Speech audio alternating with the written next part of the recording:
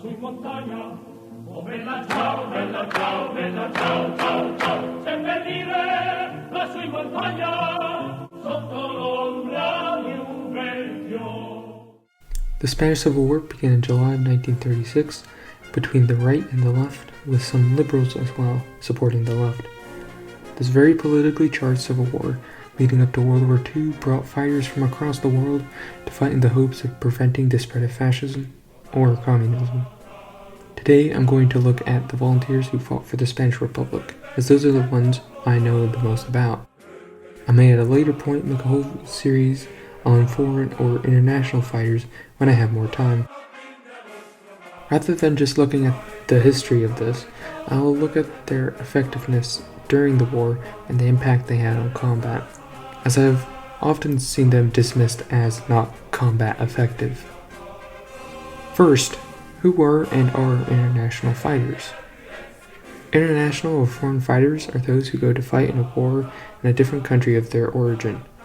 During the Spanish Civil War, around 60,000 men and women volunteered to fight with the Republic across the world, from the US to China and from Ireland to Palestine. Estimates put deaths of those fighting against the forces of fascism and other right-wing forces between 25,000 to 5,000 of these volunteers, along with a 40% casualty rate in general.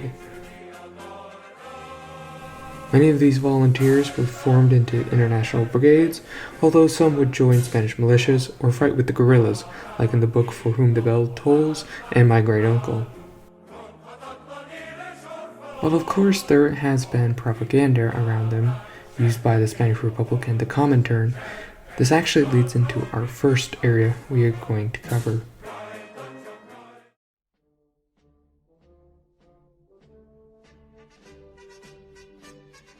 One of the most noticeable and noted impacts of international fighters was their impact on the morale of both Republican soldiers and the civilian populace.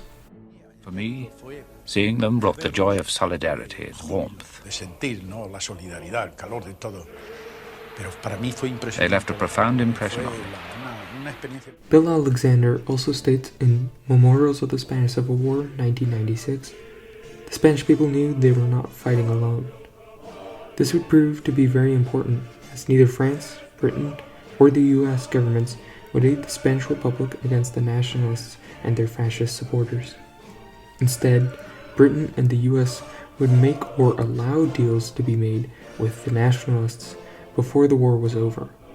For the Spanish people, the arrival of these international fighters gave them hope that they weren't alone in their fight against not just other Spaniards, but also Germany, Italy, and Portugal, who all had sent troops, advisors, and equipment to the nationalists.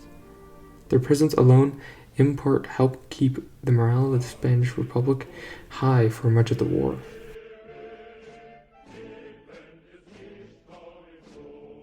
The morale of the international brigades was also generally high. To have left for a war geographically distant required bravery and dedication in the first place. As put by Cecil Day Lewis and engraved upon the British International Brigade Monument in London, they went because their open eyes could see no other way.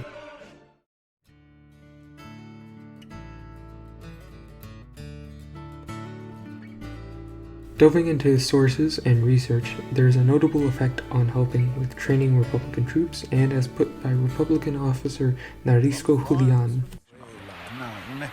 Also, they showed us the things we had to learn. What discipline is, what an army is. Until then, we'd been a militia, not a regular army. This mostly came from their experience of resistance and organization from union work, and particularly those where such activity was severely cracked down on, like in Germany and Italy. The great majority were from industrial areas, especially those of heavy industry. They were accustomed to the discipline associated with working in factories and pits. They learned from the organization, democracy, and solidarity of trade unionism. Bill Alexander, Memorials of the Spanish Civil War, 1996. This pre-war organization and discipline would be incredibly important in any conflict, but particularly impactful in the Spanish Civil War, as much of the Republicans' defense consisted of militias and were lacking in a regular army formation. The international brigades not only gave the Republic time to form professional army units, but also gave the Republic a shock force in the meantime. As put by Bill Alexander in Memorials of the Spanish Civil War, the international brigades provided a shock force, while the Republic trained and organized an army from an assemblage of individuals. It should also be noted that the first mixed brigade's early commander, before being killed at the Battle of Brunete, was a Cuban, although I can't determine whether his parents or grandparents were from Spain, so it's hard to tell if he himself was an international fighter. Now that we've established their effects on morale and how they were important to morale and creating discipline as well, let's look at their combat effectiveness.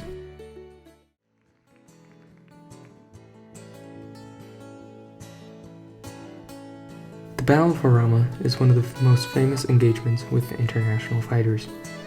Nationalist battalions managed to initially advance towards the hills of Arganda and the lowlands of Morata, however would be halted or contained. General Rojo Lluch recalled the international brigades, the newly formed Spanish brigades, and the troops selected from the defense of Madrid rivaled each other on the battlefield in Así fue la defensa de Madrid. Furthermore, he recounts, also in Así fue la defensa de Madrid, the enemy had gained some ground, but had not defeated our forces. They had not achieved any tactical or strategic objective. Instead, they had exhausted themselves. This battle was extremely significant to the war, as it resulted in Franco abandoning his offensives on Madrid and changing his strategy for the entire war. We also see during the Battle of Guadalajara, they again proved themselves very effective and important to the fight, even with early concerns from upper command. The Republican 12th Division would actually be taken over by Italian communist Nino Nanetti, as the commander Lacaille claimed illness on the third day of battle. There was in fact a large degree of foreign control of the headquarters of the Republican Army, but not just by Soviet advisors. The Garibaldi Brigade would be able to ambush an Italian fascist column, and as described by Anthony Beaver in The Battle for Spain, the Spanish Civil War 1936-1939, an Italian Civil War began. The Italian communists would take advantage of their linguistics for propaganda and try convincing the other Italians to join them. While this was occurring, the Thalmann Battalion halted a nationalist advance which had pushed back Enrique Lister's troops. Later in the battle, Lister's division and the 11th International Brigade, with some armor support, would retake the lost territory. This battle would become extremely significant as the Republican forces mostly faced off against the CTV of Mussolini and proved to be an embarrassment for Italian fascists. It also provided generally great propaganda for the Republic and raised morale across the Republican Army. I could go into detail about every battle, but that would take a lot longer than I currently have.